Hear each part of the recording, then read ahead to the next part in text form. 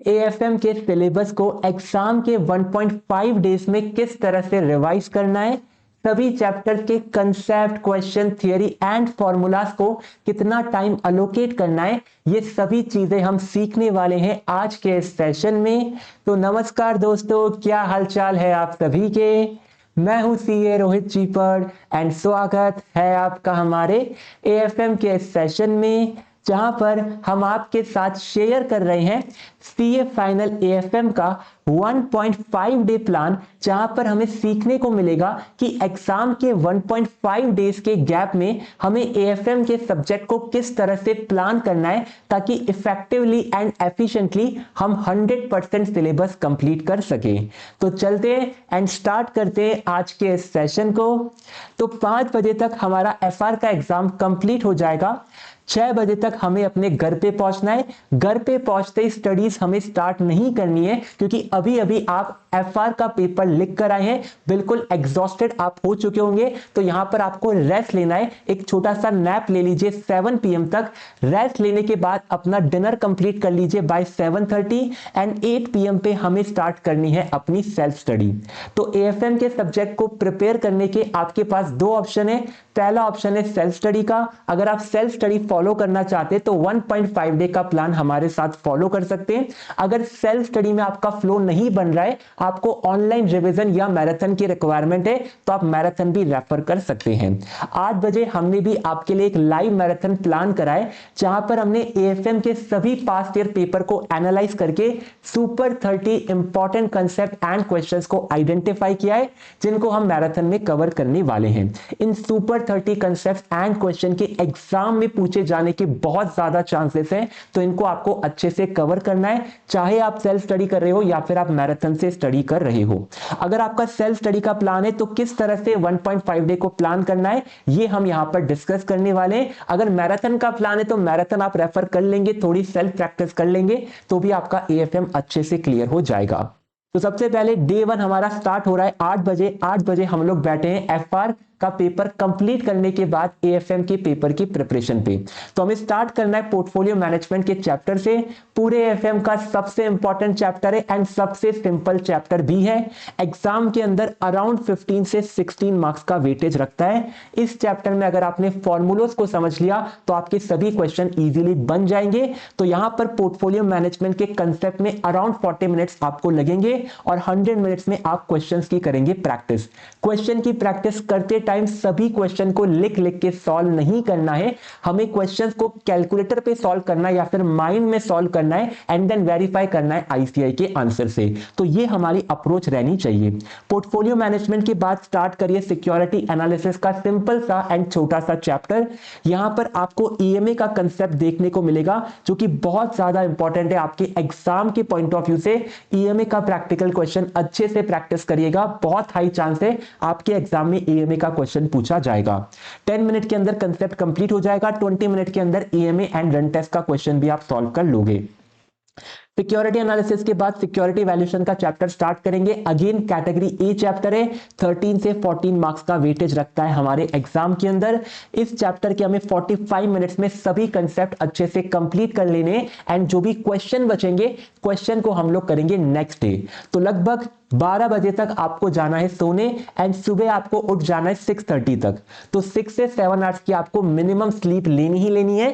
6:30 तक उठ जाइए, 7:30 तक एकदम रेडी हो जाइए और 7:30 से हम लोग स्टडी करेंगे कंटिन्यू। सिक्योरिटी वैल्यूएशन में आपको अपने क्वेश्चंस की प्रैक्टिस करनी है। सिक्योरिटी वैल्यूएशन के बाद बिजनेस वैल्यूएशन का चैप्टर स्टार्ट करिए, क्योंकि दोनों चैप्टर आपके यहां पर लिंक होते हैं। बिजनेस वैल्यूएशन के कंसेप्ट 30 मिनट्स में हो जाएंगे, 60 मिनट्स में क्वेश्चन की प्रैक्टिस हो जाएगी। बिजनेस वैल्यूएशन के बाद mergers, acquisition and corporate restructuring का चैप्टर है, ये भी आपका रिलेटेड है बिजनेस वैल्यूएशन से। 40 मिनट्स के अंदर कंसेप्ट हो जाएंगे, 100 मिनट्स के अंदर क्वेश्चन की प्रैक्टिस कर लीजिए। तो 2 बजे तक आपका मैक्सिमम पार्ट कवर हो जाएगा category A and category B मिलाकर। अब यहां पर आप आधे घंटे में अपना लंच अच्छे से कंप्लीट करिए। लंच के बाद आपको स्टार्ट करना है म्यूचुअल फंड का चैप्टर, जो कि बहुत ही छोटा चैप्टर है एंड हर बार एग्जाम में पूछा जाता है। कैटेगरी ए चैप्टर है, 20 मिनट्स में कंसेप्ट हो जाएंगे, 40 मिनट्स में क्वेश्चन कंप्लीट कर लीजिए। म्यूचुअल फंड के बाद नेक्स्ट चैप्टर रहेगा advance capital budgeting. Advance capital budgeting के बाद इंटरनेशनल फाइनेंशियल मैनेजमेंट, देन हमारा डेरिवेटिव्स डेरिवेटिव्स भी हमारा कैटेगरी ई चैप्टर है, अच्छे से इसको कंप्लीट करना है। देन आपको करना है अपना डिनर करने के बाद आपको अपना next chapter interest rate risk management करना है एंड लास्ट में रखना है अपना फॉरेक्स का चैप्टर। फॉरेक्स का चैप्टर सर लास्ट में क्यों रखना है? क्योंकि फॉरेक्स का चैप्टर में बहुत ज्यादा लेंथ है, बहुत ज्यादा वॉल्यूम है, तो इस चैप्टर को हमें लास्ट में रखना है। वॉल्यूम के कंपैरिजन में यहां पर मार्क्स कम मिलते हैं, तो फॉरेक्स हमारा कैटेगरी बी चैप्टर है, तो इसको आप लास्ट में रखेंगे। लास्ट में अराउंड 40 मिनट्स में कंसेप्ट हो जाएंगे, 110 मिनट्स में आपके क्वेश्चन हो जाएंगे। तो अगर आपको लगता है कि इससे ज्यादा टाइम आपको लग रहा है फॉरेक्स के चैप्टर में, तो आपसे रिक्वेस्ट है कि आप कोई भी रिवीजन वीडियो के थ्रू फॉरेक्स के चैप्टर को अच्छे से कंप्लीट कर लीजिए, ताकि कंसेप्ट एंड क्वेश्चन आपके अच्छे से प्रिपेयर हो जाए। देन अगेन आपको अराउंड 12:45 तक सोना है एंड आपको सुबह उठना है 7 AM पे। 7 से 8 तक आप रेडी हो जाइए। अब आज है आपका AFM का एग्जाम, तो आज के दिन आपको कवर करनी है अपनी थियरी एंड रिमेनिंग टॉपिक। पहले रिस्क मैनेजमेंट में एक छोटा सा वेयर का कंसेप्ट है, 5 मिनट में कंसेप्ट हो जाएगा, 5 मिनट में क्वेश्चन भी हो जाएगा। वेयर के बाद हमें कवर करनी है AFM की थियरी। तो अराउंड 200 मिनट्स के अंदर AFM के जो इंपॉर्टेंट चैप्टर है थियरी के पॉइंट ऑफ व्यू से, चैप्टर 1, चैप्टर 2, 7 एंड चैप्टर 15, इन चारों चैप्टर की थियरी अच्छे से रिवाइज कर लीजिए और रिमेनिंग चैप्टर्स के इंपॉर्टेंट क्वेश्चन अच्छे से कवर कर लीजिए। 200 मिनट्स में आपका अच्छे से कंप्लीट हो जाएगा। देन आपको कोई सा भी एक पास ईयर पेपर उठा के क्वेश्चंस की प्रैक्टिस करनी है लिख लिख कर। तो 30 मिनट्स के अंदर आपको कोई पास ईयर पेपर पिक करना है, वहां से रैंडम क्वेश्चन को पिक करिए एंड उन क्वेश्चन को लिख लिख कर सॉल्व करिए, ताकि एग्जाम से पहले आपकी थोड़ी राइटिंग प्रैक्टिस भी हो जाए एंड आपको फॉर्मेट भी पता रहे। इसके बाद एग्जाम से आपको 20 मिनट पहले सभी फॉर्मूलों को रिवाइज करना है और 12:30 पर आपको अपने घर से एग्जाम के लिए निकल जाना है। तो ये आपका 1.5 डेज का डिटेल प्लानर रहेगा। आपके साथ हम लोग प्लानर शेयर भी कर देंगे, आप चाहे तो इसमें थोड़ा बहुत चेंजेस कर सकते हैं अपने अकॉर्डिंग, बट ये प्लानर एकदम लॉजिकल सीक्वेंस में अरेंज्ड है एंड एकदम लॉजिकल टाइम हमने यहां पर आपको मेंशन करके दिया है। अब कुछ इंपॉर्टेंट टिप्स है जो कि आपको फॉलो करनी है। लास्ट डे पर कोई भी नया टॉपिक या फिर बुक आपको पिक नहीं करनी है। जितना आपने पढ़ रखा है बहुत सफिशिएंट है। स्टडी मैट अगर आपने किया है तो बहुत ज्यादा सफिशिएंट है। आप स्टडी मैट के बेसिस पर इजीली एग्जम्पशन सिक्योर कर सकते हैं एंड 80-90 का टारगेट भी अचीव कर सकते हैं।